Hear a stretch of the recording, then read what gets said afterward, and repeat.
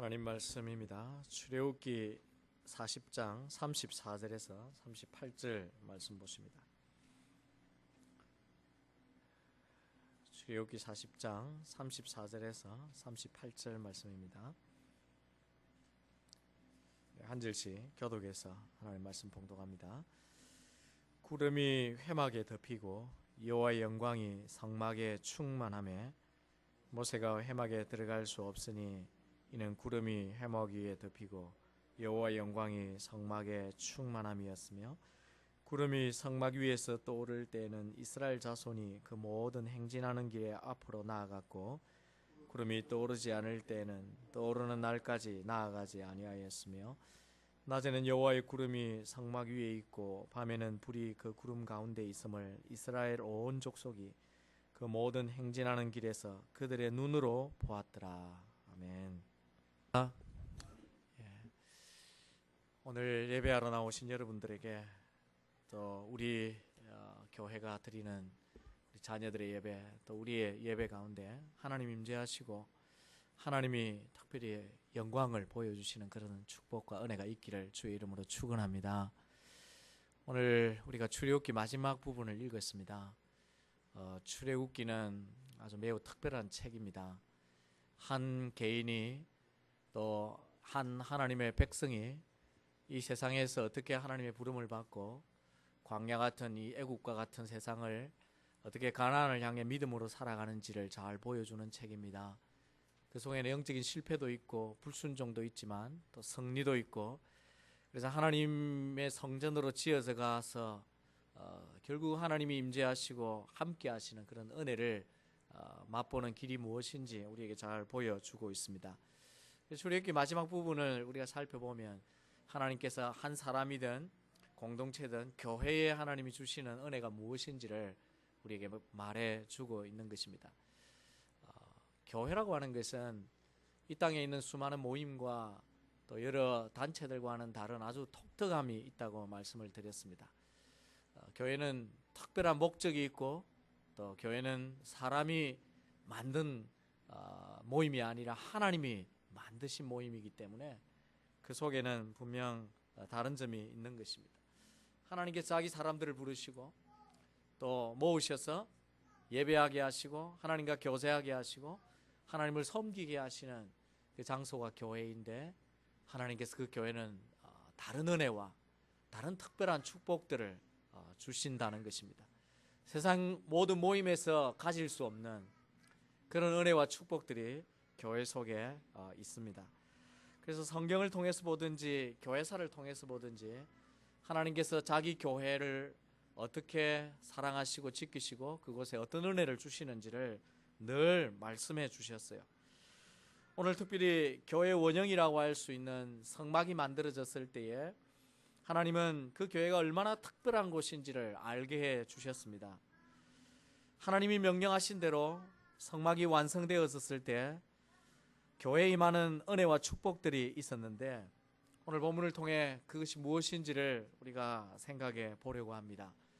그래서 내가 하나님을 알고 이 세상 속에서 하나님의 자녀가 되어 점점 성전으로 지어져 갈 때 내게 어떤 은혜가 있는지, 또 우리가 이렇게 하나님의 부르심을 따라서 모여서 예배하고 하나님과 교제하고 하나님 나라를 위해 섬길 때 이 교회라는 공동체 속에 하나님이 어떤 은혜를 주시는지 우리가 배울 수 있고 또 우리가 사모할 수 있을 것입니다. 하나님의 교회는 어떤 축복이 있습니까? 제일 먼저 우리가 34절과 35절에서 보듯이 하나님의 영광이 임재하는 축복이 있습니다. 하나님의 참된 교회는 하나님의 영광이 충만하게 임재합니다. 34절과 35절에 구름이 회막에 덮이고 여호와의 영광이 성막에 충만하며 모세가 회막에 들어갈 수 없으니 이는 구름이 회막 위에 덮이고 여호와의 영광이 성막에 충만하였기 때문이다. 그렇게 말씀합니다. 성막이 완성된 후에, 특별히 시점으로 보면 33절에 성막이 하나님의 명령하신 대로 다 역사가 다 마쳐지고, 34절에 개역 개성에는 표시되어 있지 않습니다만은 이전 성경에는 그 후에라는 말까지 명시되어 있어요. 성막이 완성되어지자 하나님께서 나타나시고 그 성막 가운데 임재하셔서 자신이 성막에 머문다는 사실을 보여주셨습니다. 무엇으로요? 구름으로 보여주셨죠. 과거에 구름이 덮이는 것은 하나님이 나타남을 상징하는 것이었습니다. 언제 이 사인이 시작이 되었습니까? 출애굽기 19장에 보면 하나님이 이스라엘 백성과 언약을 맺으려고 하실 때 하나님이 그들에게 나타나실 때 구름 가운데, 빽빽한 구름 가운데 하나님이 임재하시고 나타나셨다, 그렇게 기록되어 있습니다. 왜 그렇게 하셨을까요? 하나님은 보이지 않는 분이기 때문에 이스라엘 백성이 눈으로 볼 수 있도록, 하나님이 임재하셨구나 하는 걸 알 수 있도록 하시기 위해서 하나님이 구름이라고 하는 상징을 통해 그들에게 하나님의 임재를 보여주신 것입니다. 성막이 완성된 후에도 하나님은 구름으로 자신의 임재를 나타내셨어요. 그러나 이전과는 달랐습니다. 이전에는 한번 임하신 하나님이 사라지시기도 했지만 이제 성막이 완성된 다음에는 하나님이 항상 그곳에 임재하시고 그들 가운데 거하심을 나타내시기에 구름이 언제나 성막 가운데, 이스라엘 백성들 가운데 거하게 되었습니다. 뿐만 아니라 이전에는 그런 구름이 임하면 하나님의 영광도 나타났는데 하나님의 영광이 나타나면 잠시 나타나고 사라졌지만 이제 완성된 성막 가운데 하나님의 영광이 충만하게 늘 거하는 것을 볼 수 있게 되었습니다. 하나님의 영광이 하나님의 교회에, 하나님의 성전에, 하나님의 성막에 항상 거하시는 은혜를 베풀어 주신 것입니다. 임시 장막터인 하나님의 임시 집인 성막이 완성될 때도 그랬지만 솔로몬이 영구 성전으로 생각하고 솔로몬 성전을 완성했을 때도 하나님이 똑같이 역사해 주셨어요. 그래서 열왕기상 8장의 기록에 보면 오늘 본문과 다르지 않는 기록을 우리가 보게 됩니다. 제사장이 성소에서 나올 때 구름이 여호와의 성전에 가득하며 제사장이 그 구름으로 말미암아 능히 서서 섬기지 못하였으니 이는 여호와의 영광이 여호와의 성전에 가득함이었더라. 지금 34절 35절과 똑같은 얘기입니다. 하나님의 성전에 하나님이 임재하실 때 나타나는 은혜와 현상이에요. 구름으로 임재하시고 그곳에 뭘 보여주십니까? 하나님의 영광을 보여주신다는 것입니다. 이것은 참된 교회가 누리는 축복입니다.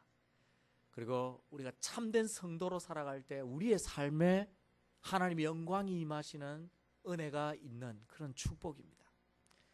여러분, 하나님이 임재하시고 하나님의 영광이 나타나는 것이 왜 우리에게 축복일까요? 여러 가지 이유가 있지만 하나님이 임재하시고 하나님의 영광이 나타날 때 뚜렷하게 나타나는 특징이 있습니다. 두 가지만 좀 생각할 건데, 하나는 하나님이 임재하시고 그 가운데 하나님의 영광이 나타나면 하늘에 기쁨이 생깁니다. 감격이 생기고 하나님께서 우리에게 주시는 즐거움이 그 가운데 충만해지는 은혜가 있습니다. 성경의 모든 기록을 보면 하나님이 임재하셨을 때 이스라엘 백성들에게 말할 수 없는 기쁨이 있었어요. 하나님이 이스라엘 백성을 영광으로 권능으로 출애굽시키실 때도 홍해를 건너고 난 다음에 이스라엘 백성들에게 놀라운 기쁨으로 하나님을 찬양하는, 온 백성이 하나님을 찬양하는 그런 역사가 있었습니다. 시내산에 올라서 하나님과 언약을 맺을 때에도 하나님이 그리고 이 구름 가운데 임재하셔서 그들에게 말씀하시고 그들을 만나 주실 때도 이스라엘 백성은 이전에 경험하지 못한 뜨거운 기쁨과 하늘의 즐거움을, 감격을 그들이 맛보았습니다. 이것은 세상이 우리에게 주는 기쁨과는 차원이 다른 것입니다. 여러분이 신앙생활을 하면서 하나님을 만날 때, 그리고 하나님의 은혜를 뜨겁게 체험할 때 가질 수 있는 그 어떻게 설명할 수 없는 그 영적인 기쁨, 그 하늘의 기쁨, 그것을 우리에게 가르쳐 주는 것입니다. 초대교회가 성령으로 기름 부음을 받을 때, 그래서 하나님이 그들과 함께 하심을 나타내 보여주시고 하나님이 그들 가운데 임재하실 때, 그들은 핍박 가운데 있었지만, 그리고 세상 사람들에 비하면 가난 가운데 있었지만, 그러나 그들이 하늘의 기쁨으로 가난도 극복하고 그들이 핍박도 극복하고 기쁨과 즐거움으로 날마다 성전에 모이며 예배하고 하나님을 섬길 수 있게 되었습니다. 이것이 바로 하나님이 임재하시고 영광이 나타날 때 우리가 누릴 수 있는 축복입니다. 그게 뭐라고요? 하늘의 기쁨입니다. 구원의 감격입니다. 말할 수 없는 즐거움이 있습니다. 우리의 예배에 하나님이 임재하시고 하나님의 영광이 나타나면 이 예배가 어떤 특징을 나타낼까요? 하늘의 기쁨이 가득한 특징을 나타냅니다. 예배 가운데 즐거움이 있습니다. 그 가운데 하늘의 기쁨이 희락이 넘치게 되어집니다. 근데 사탄은 그걸 원치 않아요. 그래서 하나님이 역사하시고 임재하시는 예배 가운데도 사탄이 도전하는 것입니다. 사탄은 어떤 도전을 하느냐 하면 하늘의 기쁨 대신에 지루함의 영을 보내는 것입니다. 그래서 예배가 그렇게 지루하게 느껴져요. 찬양을 해도 느낌이 없고 재미가 없고 말씀은 더욱더 뭘 말하는지 이해가 잘 안 되도록 사탄은 지루함의 영으로 역사하는 것입니다. 성령이 역사하지 않는 드라마는 1시간 내내 집중할 수 있는데 성령이 역사하는 예배는 집중하지 못하는 것은 우리 심령에 하나님이 임재하시고 자기 영광을 느끼느냐 그렇지 못하느냐와 관계가 있습니다. 우리의 예배에 하나님이 압도적으로 주관하시고 우리 성도들이 그 하나님의 영광을 사모하며 하나님을 바랄 때 이 예배를 어떻게 하나님이 역사하시냐에 따라 다르게 나타나는 것입니다. 그러므로 우리가 하나님 앞에 예배할 때 어떤 소원이 있어야 할까요? 하나님이 예배에 임재하시고 하나님의 영광을 나타내 보여주십시오. 이런 기도가 있어야 합니다. 여러분이 주일 예배하러 나올 때 바쁜 일상 가운데 정말 바쁜 걸음으로 오시겠지만 그보다 더 좋은 준비가 있다면 하나님 앞에 이 예배를 위해 기도하시고 이 예배에 하나님을 만날 수 있기를 소원하며 우리가 드리는 예배, 여러분 자신은 드리는 그 예배가 하나님의 영광이 나타나는 예배가 되도록 기도하고 오시는 것입니다. 그리고 예배하는 가운데 그 사모함을 잃어버리지 않는 것입니다. 그러면 하나님이 그 심령 가운데 임재하시고 자기 영광을 나타내 보여주시고 하늘의 기쁨을, 희락을, 즐거움을 예배를 통해서 느낄 수 있도록 역사하십니다. 그래서 우리가 하나님 앞에 예배할 때마다 주여 우리에게 하나님의 영광을 보여주십시오. 그렇게 모세와 같은 기도를 드릴 수밖에 없습니다. 우리의 교회가 하늘의 기쁨이 넘치고 모이면 그곳에 세상 즐거움이 아닌 하늘의 기쁨이, 희락이 있으려면 하나님 우리의 교회 속에 하나님 임재하시고 이 교회에 하나님의 영광을 나타내 보여달라고 기도하는 성도들이 되셔야 합니다. 그것을 사모할 때 하나님이 그런 자들의 심령 속에, 그런 자들의 모임 속에, 예배 속에 하나님이 역사하시기 때문입니다. 하나님의 영광이 나타나면 하늘의 기쁨이 있습니다. 뿐만 아니라 또 한 가지는 하나님이 임재하시고 그곳에 하나님의 영광을 나타내 보여주시면 하나님의 권능이 나타납니다. 하나님을 경험하고 하나님의 임재를 느끼고 사는 사람은 세상이 두렵지 않아요. 삶의 문제들이 두렵지 않습니다. 담대함이 생기고 용기가 생기고 그 속에 어려움 가운데도 웃으면서 그리고 인내하면서 그것을 감당하는 데 이유가 뭐냐면 자기 힘 때문이 아니라 성령이 주시는 능력이 있기 때문입니다. 하나님이 주시는 약속이 있고 하나님이 그를 붙들고 있기 때문입니다. 그리고 문제 가운데 하나님이 역사함을 보기 때문입니다. 그래서 자신의 삶 속에 하나님의 교회에 영광을 구하는 것은 우리가 세상을 이기고 세상에 주눅들지 않고 우리가 승리하는 삶을 살기 위해서 무엇보다 필요하고 중요한 것입니다. 디모데전서에 보면 바울이 젊은 디모데를 향해서, 목회를 시작하는 디모데를 향해서 말하기를 누구든지 너의 그 젊음을 인하여 업신여기지 못하게 하라, 그렇게 권면하는 걸 볼 수 있습니다. 그런데 왜 바울이 디모데에게 그런 권면을 할까요? 연륜으로 보나 경험으로 보나 젊은 자가 가질 수 있는 약점이 있을 수밖에 없지만 바울이 그렇게 업신여기지 못하게 하라고 권면하는 이유가 뭘까요? 그것은 디모데가 하나님으로 인하여 하나님의 영광과 하나님의 임재를 통해 하나님의 능력을 나타내 보이라는 뜻입니다. 그럴 때에 사람들이 젊음을 인하여 무시하지 않고 어린아이랄지라도 그 어린아이의 심령 속에 하나님이 임하시고 역사하시면 누구든지 그를 존중할 수밖에 없습니다. 그것은 하나님이 주시는 권능이 그에게 있기 때문인 것입니다. 이처럼 우리 개인에게 우리가 성도이기 때문에 우리의 삶에 하나님이 임재하셔서 내 삶에 하나님의 영광을 나타내어 보여주시면 세상이 우리를 무시하지 못합니다. 세상적인 기준으로 우리가 그들에게 맞추지 못할지라도 없는 것 때문에 혹은 때로는 부족한 것 때문에 세상이 우리를 무시하지 아니하고 우리가 세상을 이길 수 있는 능력이 우리 가운데 생기기 때문에 우리의 인생 가운데 필요한 기도가 있다면 하나님, 내 삶에 하나님의 영광을 나타내 보여달라는 기도입니다. 하나님이 나에게 임하시고 내 삶에 영광을 나타내 보이시면 세상을 이길 수 있는 능력이 우리 가운데 나타나기 때문입니다. 여러분, 세상이 두렵지 않고 그리고 세상을 감당할 수 있고 그리고 모든 어려움 속에도 세상을 이기고 싶은 삶을 살기를 원한다면 여러분, 세상의 힘을 더 축적하기 원하고 세상의 능력을 더 갖고 재물을 더 모으기 위한 방법이 아니라 하나님이 우리에게 가르쳐주시는 대로 하나님의 영광을 붙드는 삶이 되어야 됩니다. 그럴 때 우리가 세상을 이길 수 있습니다. 그러므로 개인이든 교회든 이처럼 하나님의 영광으로 살면 하나님을 인하여 자신의 삶을 통해 하나님의 능력을 나타내고 세상을 이길 수 있는 힘이 나타나는 것입니다. 성도이든 교회든 그래서 꼭 필요한 것이 있다면 하나님의 임재입니다. 하나님이 나와 함께 하신다는 사실을 내가 알고 사람들이 알 수 있게끔 살아가는 것. 세비전 교회가 하나님이 함께 하시고 그 교회를 통해 하나님 임재하셔서 영광을 나타내 보여주신다는 것을 알게 하게끔 교회를 거룩하게 세워가는 것입니다. 그럴 때 하나님이 참된 교회 속에 나타나시고 참된 성도의 삶에 임재하시는 것입니다. 성도에게 가장 큰 불행, 교회의 가장 큰 불행이 뭘까요? 수가 작거나 삶의 여유가 없는 것이 아닙니다. 성경적으로 보면 성도와 교회에 가장 큰 불행이 있다면 하나님이 떠나는 것입니다.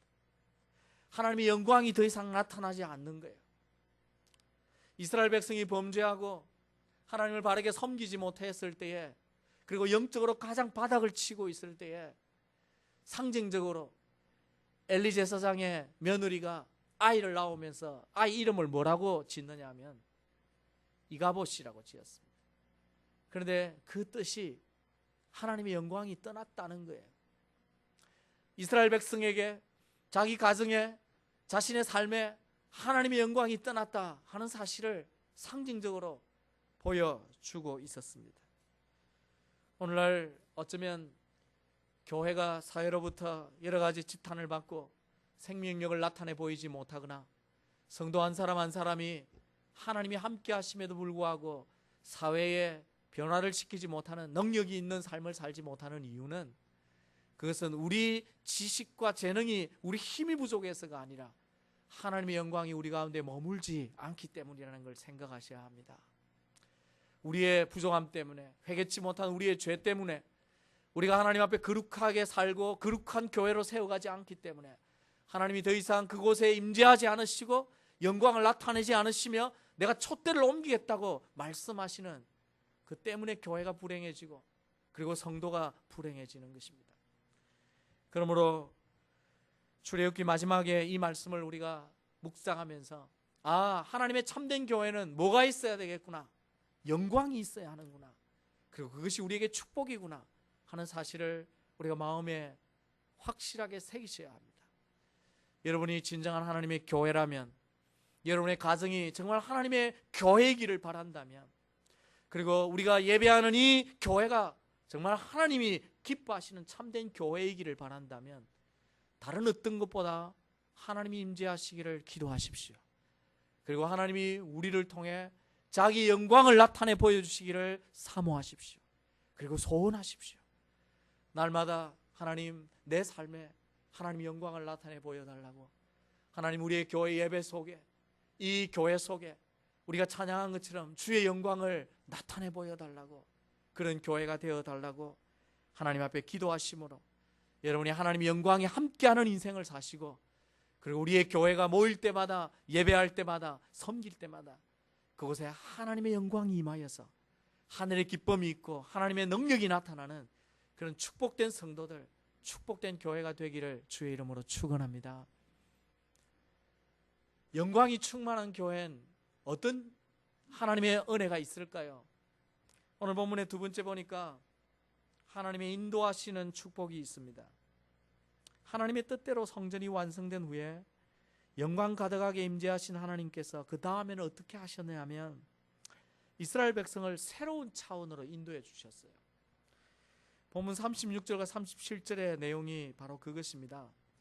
구름이 성막 위에서 떠오를 때는 이스라엘 자손이 그 모든 행진하는 길에 앞으로 나아갔고 구름이 떠오르지 않을 때는 떠오르는 날까지 나아가지 아니하였다라고 기록되어 있는데, 이것은 하나님이 이스라엘 백성을 지금 인도하시는 장면을 말하고 있습니다.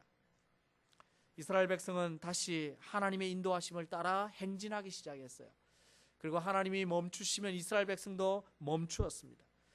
하나님이 자기 임재를 나타내 보이시는 구름은 광야에서 이스라엘 백성들에게 마치 뭐와 같았느냐 하면 나침판과 같았습니다. 오늘로 말하면 마치 내비게이션과 같았어요. 어디로 가야 할지를 정확하게 보여주는 것이었습니다.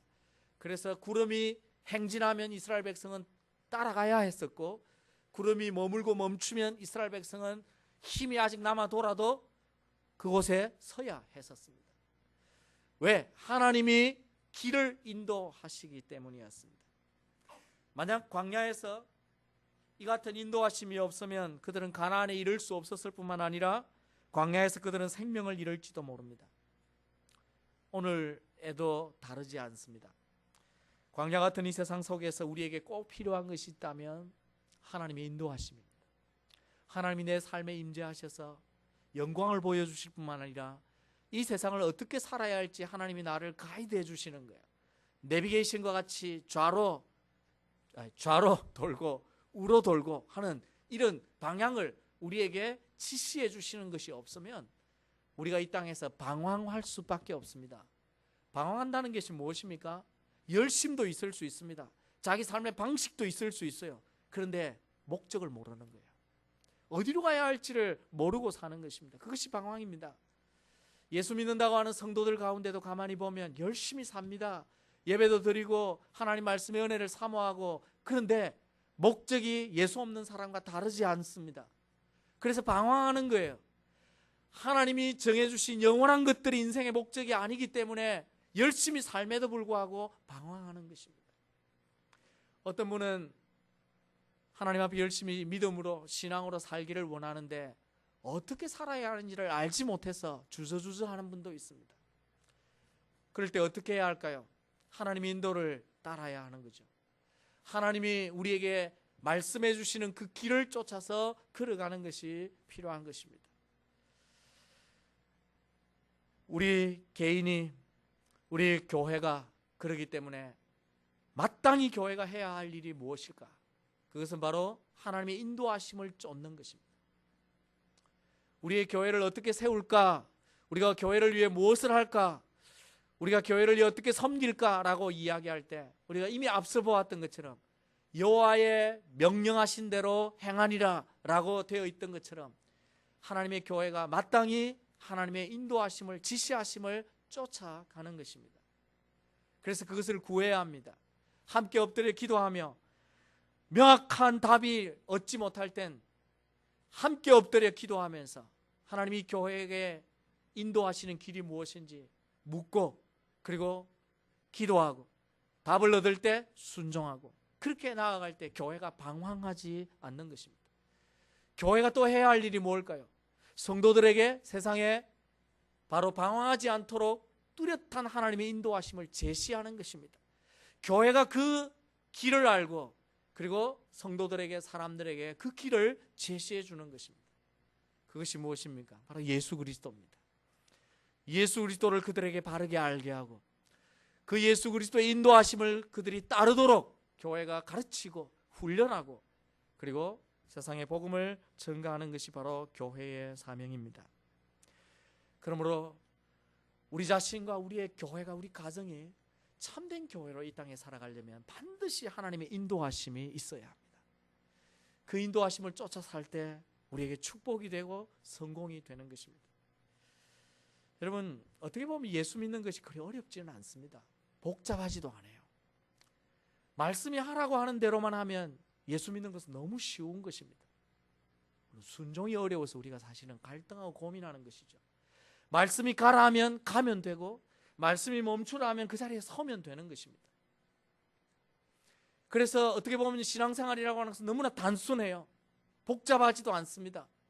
고민하고 의논하고 막 머리를 짤 필요가 있는 것이 아니라 성경을 펴면 답이 나오는 것입니다. 기도하면 그 속에 길이 있는 것입니다.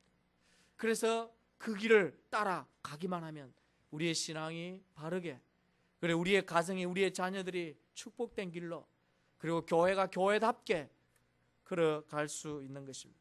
기도하라 하면 기도하면 되고, 순종하라고 하면 순종하면 되고, 하나님이 선교하라고 하시면 우리가 선교하면 되고, 하나님이 우리에게 말씀하시는 대로 이스라엘 백성들이 마치 구름 기둥이 움직임에 따라 그들이 따라 행진했던 것처럼 우리가 그렇게 하나님의 말씀을 따라, 성령의 음성을 따라 우리가 한 걸음 한 걸음 걸어가면, 지금은 우리의 가는 길이 이게 도대체 제대로 가는 길인지, 내 인생이 성공하는 길인지, 하나님의 나라를 제대로 섬기는 길인지 보이지 않아도 반드시 하나님께서 가나안으로 우리를 인도하실 것을 우리가 믿어야 하는 것입니다. 빌리 그레이엄 목사님이 사역하실 때에 그분과 함께 코워크를 했던 찬양 사역자가 있습니다. 솔로이스트 킴 윅스라는 자매였는데, 이 자매가 인디애나 주립대학 출신입니다. 그런데 찬양을 너무너무 잘했어요. 그래서 자기가 그 찬양으로, 성악으로 성공할 수 있었지만 뜨겁게 하나님을 만나고 빌리 그레이엄 목사님의 제안을 받아서 목사님이 집회를 가는 곳곳마다 집회가 마쳐지면 특송으로 찬양해서 사람들의 마음을 움직이고, 말씀 전에 또 찬양을 해서 마음을 움직이는 사역을 했습니다. 그런데 이 여인은 육신적으로는 앞을 보지 못하는 맹인이었습니다. 그런데 그녀가 자신이 간증을 할 때 이런 간증을 한 적이 있습니다. 저는 앞을 보지 못합니다. 그래서 어느 곳에 가야 할 때 사람들의 도움을 받아야 합니다. 근데 사람들이 나를 인도할 때는 1000m 앞에 무엇이 있다는 것을 절대 가르쳐 주지 않습니다. 사람들이 나를 인도할 때는 항상 내 발 한 걸음 앞에 무엇이 있는지를 가르쳐 줍니다. 계단이 있습니다. 발을 올려서 올라가세요. 여기 장애가 있으니까 옆으로 돌아가십시다. 자신이 발을 내디뎌야 하는 그 한 걸음을 항상 지시해 주니까 자기는 10m를 볼 수 없고 1000m를 볼 수 없어도 항상 그 인도를 따라가기만 하면 언제든지 원하는 곳에 갔다는 것입니다. 그러면서 그녀가 고백하기를 하나님이 자기 인생을 인도하는 것도 같다고 믿는다고 했어요. 하나님이 자기 인생의 10년 뒤를 이야기해 주지 않는다는 것입니다. 킴 윅스, 너는 10년 뒤에 이렇게 너의 인생이 성공하게 될 거야 라고 하나님이 한 번도 말씀하지 않는다는 것입니다. 매일매일 자기가 뭘 해야 할지 하나님이 자기에게 말씀해 주실 때 그는 그대로 순종하고 살면 언제나 뒤를 돌아볼 때 자기의 인생이 올바르게 왔다는 사실을 알게 되었다고 고백했습니다. 여러분, 하나님이 킴 윅스뿐만 아니라 오늘 저와 여러분도 그렇게 인도하시는 것을 여러분이 믿으시기 바랍니다. 하나님이 우리의 인생을 멀리 다 말씀해 주시지 않습니다. 우리는 때로는 답답하죠. 내 인생의 마침이 어떻게 멋지게 끝날 것인지 우리가 보고 싶어 합니다. 그래서 때로는 현재의 모습 때문에 조급하고 두렵고 염려가 되기도 합니다. 이것이 아닌데 하는 생각에 우리의 삶이 때로는 낙심하고 포기하게 될 때가 있습니다. 그러나 우리가 낙심하지 않고 우리의 미래를 절망하지 않고 용기를 가지고 하루하루를 살아갈 수 있는 유일한 희망과 길이 있다면 하나님이 오늘도 나를 인도하신다는 사실을 믿고 따라갈 때입니다. 하나님이 오늘도 나에게 어떻게 살라고 말씀하시고 그리고 내가 그 말씀대로 순종하고 인도하고 살아가면 내 인생이 반드시 하나님이 원하시는 자리에 설 것이라는 믿음과 확신을 가질 때 우리가 미래를 두려워하지 않을 수 있습니다. 때로는 현재에 우리의 마음이 상할 수는 있겠지만 그러나 미래를 결코 두려워하지 않을 수 있습니다. 우리가 현재의 상황에 짓눌리고 우리의 삶의 무게와 그리고 장애에 우리가 어려움을 겪을지라도 우리의 그것을 돌파할 수 있는 유일한 근거가 있다면 하나님의 인도하심을 따라가는 것입니다. 그 장애를 하나님이 어떻게 피하라고 하시는지를 듣고 그것에 순종하는 것입니다. 현재 내가 가지고 있는 여러 가지 연약함을 어떻게 이기기 위해 무엇을 지금 하라고 하시는지 듣고 순종하는 것입니다. 그렇게 한 걸음 한 걸음 나아가면 우리의 삶이, 우리의 인생이, 우리의 가정이 반드시 하나님께서 원하시는 자리에 서 있게 될 줄로 믿으시기 바랍니다. 여러분, 10년 뒤에 여러분을 염려하지 마십시오. 10년 뒤에 교회가 어떻게 될 것인지 염려하지 마십시오. 지금 하나님이 우리에게, 나에게, 우리에게 뭘 원하시는지를 우리가 붙들고 그걸 기대하고 그것에 순종할 수 있다면 하나님께서 반드시 하나님이 원하시는 자리에 우리를 이끌어 주실 것이기 때문입니다. 하지만 우리는 우리의 욕심에 이끌립니다. 내가 하고 싶은 내 마음에 이끌려서 하나님의 음성을 때로는 듣지 못할 때가 있고, 그래서 하나님이 원하시지 않는 방식으로 우리가 말씀이 가라고 하지 않는 길을 우리가 선택해서 갈 때가 있는 것입니다. 그러기에 철저하게 우리에게 하나님의 교회로서, 하나님의 성도로서 이 땅의 삶을 정말 축복으로 살아가기를 원한다면 하나님의 인도하심을 쫓아가는 것입니다. 어떻게 해요? 매일매일, 너무 멀리 보지 아니하고 매일매일. 안희숙 사모님이 작사하고 찬양한 내일 일은 난 몰라요 라는 찬양을 우리가 잘 알지 않습니까? 우리가 내일 일을 알고 싶어 하기 때문에 우리가 조급하고 염려하는 것입니다. 그러나 우리의 믿음이 하나님이 나와 함께 하시고 나에게 임재하시고 하나님이 오늘 이 하루를 인도하신다면 그 순간에 감사하고 기뻐하고 그리고 순종하고 살면 우리의 하루하루가 하나님 앞에 은혜가 되고 축복이 되고 감사가 될 줄로 믿으시기 바랍니다. 우리 시간에 안희숙 여사가 어떤 마음으로 이런 찬양 가사를 작사하셨는지 한번 생각하면서 우리가 1, 2절만 가사를 기억하고 하나님 앞에 한번 찬양해 보기 원합니다. 내일 일은 나 몰라요. 하루하루 살아요. 불행이나 요행함도 내 뜻대로 못해요. 주님 예수 팔레미사 내 손 잡아주소서. 우리 가사를 기억하면서 한번 찬양해 보겠습니다. 그래서 우리를 하나님의 사람으로, 하나님의 자녀로, 하나님의 백성으로 부르셨습니다. 그리고 이 광야길을 걸어가게 하셨습니다. 그리고 가나안 땅에 이르도록 우리를 이끌고 계십니다. 하나님이 우리에게 주신 이 땅에 소명이 있습니다. 그것들을 여러분이 감당하기 위해서 하루하루 하나님께서 우리에게 주시는 인도하심, 성령의 음성을 듣고 따라가기만 한다면 반드시 우리의 개인이든 가정이든 교회든 하나님의 뜻을 이루는, 그리고 하나님을 영광스럽게 하는 그런 복된 성도가, 교회가 될 줄로 믿으시기 바랍니다. 저와 여러분이 이 땅에 사는 동안 참 성도가 되기 원합니다. 우리의 가정에, 우리의 교회가 하나님이 기뻐하시는 참 교회, 생명력 있는 교회가 되기 원합니다. 하나님의 임재가 있어야 합니다. 하나님의 영광을 우리를 통해 나타내 보이셔야 합니다. 날마다 이 영광을 사모하시고, 그리고 하나님이 여러분에게 임하셔서 말씀을 주시고, 그리고 여러분에게 음성을 들려주실 때에 또 그것을 듣기 위하여 매일 말씀을 펴서 읽고 기도하시면서 사셔서 하나님이 여러분을 이끄시는 대로, 하나님이 우리의 교회를 이끄시는 대로 순종하고 나아가셔서 우리도 반드시 가나안 땅에 이르고, 그리고 하나님이 주신 소명을 완수하는, 날마다 하나님을 따라가는 그런 복된 성도, 하나님이 쓰시고 사용하시는 그런 축복된 교회가 되기를 주의 이름으로 축원합니다. 우리 다 같이 한번 이 시간 기도하십시다. 오늘 주신 말씀 따라 하나님, 내가 너무 앞서가진 않았습니까? 하나님이 인도하시는 그 걸음 한 걸음 한 걸음 매일매일 하나님의 인도하심에 순종하며, 그리고 내 삶에, 우리 교회에, 우리 가정에 하나님의 영광이 나타나게 되어지는 그 소원을 가지고 살아갈 수 있게 해달라고 우리 한번 다 같이 기도하십시다. 하나님,